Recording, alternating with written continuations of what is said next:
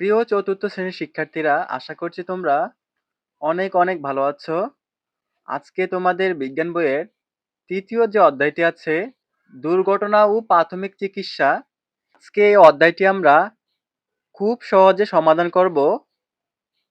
তোমরা আশা করব ভিডিওটি সম্পূর্ণ দেখবে, তাহলে এই অধ্যায় থেকে যে প্রশ্নগুলো করা হয়েছে সেগুলো উত্তর দিতে তোমাদের কোনো সমস্যা হবে না। শিক্ষার্থীরা, তোমরা অনেকেই আমার ভিডিওগুলো দেখো কিন্তু চ্যানেলটা এখনো সাবস্ক্রাইব করোনি। তারা অবশ্যই চ্যানেলটা সাবস্ক্রাইব করে রাখবে। যারা অলরেডি সাবস্ক্রাইব করে রেখেছো তাদেরকে অসংখ্য ধন্যবাদ।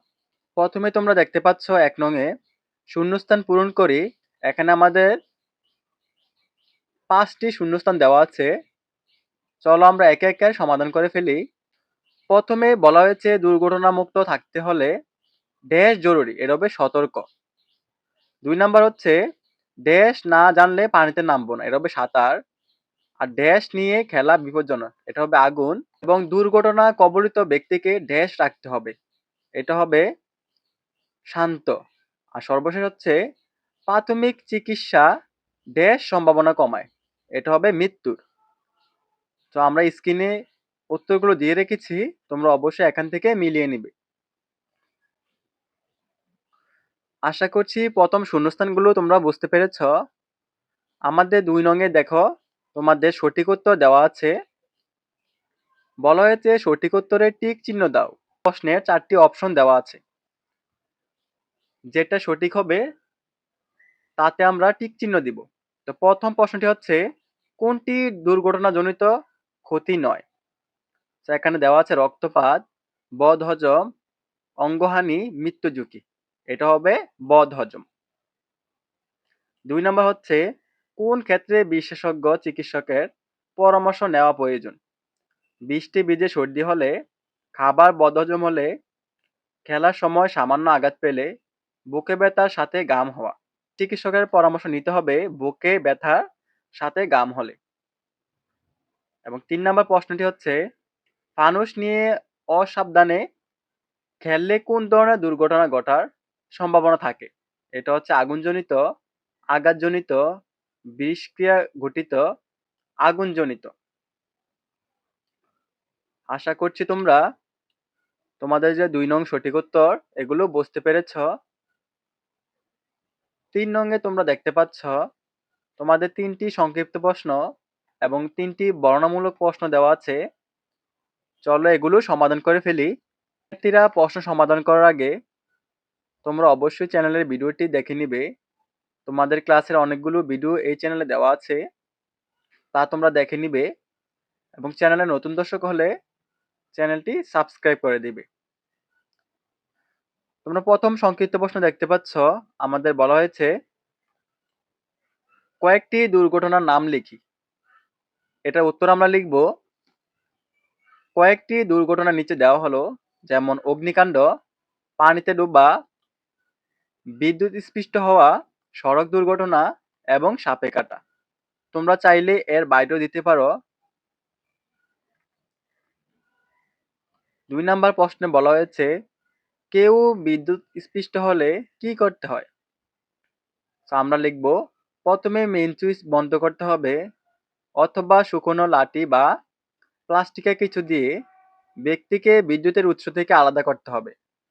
কোনোভাবেই খালি হাতে বিদ্যুৎ স্পৃষ্ট ব্যক্তিকে ছোঁয়া যাবে না।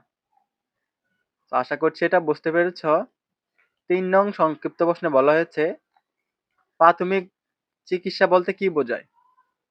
এটার উত্তর হবে হঠাৎ কোনো দুর্ঘটনায় আক্রান্ত ব্যক্তিকে ডাক্তার আসার আগে বা হাসপাতালে নেওয়ার পূর্বে সাময়িকভাবে যে সেবা বা চিকিৎসা দেওয়া হয় তাকেই প্রাথমিক চিকিৎসা বলে। তোমরা অবশ্যই ভিডিওটি থামিয়ে তা খাতায় লিখে নিবে, তাহলে তোমাদের বুঝতে এবং শিখতে খুব সহজ হবে। আশা করছি সংক্ষিপ্ত প্রশ্নগুলো বুঝতে পেরেছ। চলো বর্ণনামূলক প্রশ্ন সমাধান করে ফেলি। আমাদের প্রথম বর্ণনামূলক প্রশ্নে বলা হয়েছে প্রাথমিক চিকিৎসার সাধারণ নিয়মগুলো কি কি? তো নিয়মগুলো হলো আতঙ্কিত না হয়ে শান্ত থাকা, তারপর হচ্ছে আহত ব্যক্তিকে সাহস দেওয়া, রক্তপাত হলে তা বন্ধের ব্যবস্থা করা, ক্ষতস্থান পরিষ্কার রাখা এবং যত দ্রুত সম্ভব ডাক্তারের কাছে নেওয়া। ২ নাম্বার যে বর্ণনামূলক প্রশ্ন সেটা হচ্ছে পানিতে ডোবা ব্যক্তিকে কিভাবে প্রাথমিক চিকিৎসা দিতে হয়। এটা উত্তর লিখব, পানিতে ডোবা ব্যক্তিকে যেভাবে প্রাথমিক চিকিৎসা দিতে হয় তা নিচে দেওয়া হলো। প্রথম বাক্যটি হলো, প্রথমে ব্যক্তিকে পানি থেকে তুলে এনে চিৎ করে শুইয়ে দিতে হবে। ২ নাম্বার হচ্ছে নাক মুখ পরিষ্কার করে প্রয়োজনে কৃত্রিম শ্বাস প্রশ্বাসের ব্যবস্থা করতে হবে। ৩ নাম্বার হচ্ছে পেটে পানি থাকলে আলতো চাপ তা বের করার চেষ্টা করতে হবে এবং সর্বশেষ বাক্য হচ্ছে শরীর গরম রাখার ব্যবস্থা করতে হবে। তো আশা করছি ২ নাম্বারটি তোমরা বুঝতে পেরেছ। আমাদের ৩ নাম্বার এবং সর্বশেষ যে বর্ণনামূলক প্রশ্ন তা হচ্ছে দুর্ঘটনামুক্ত থাকতে কি কি সতর্কতা অবলম্বন করতে হয়। তো আমরা এগুলো দিয়ে দিব। ১ নাম্বার, ধারালো বস্তু যেমন ছুরি, কাঁচি সাবধানে ব্যবহার করতে হবে।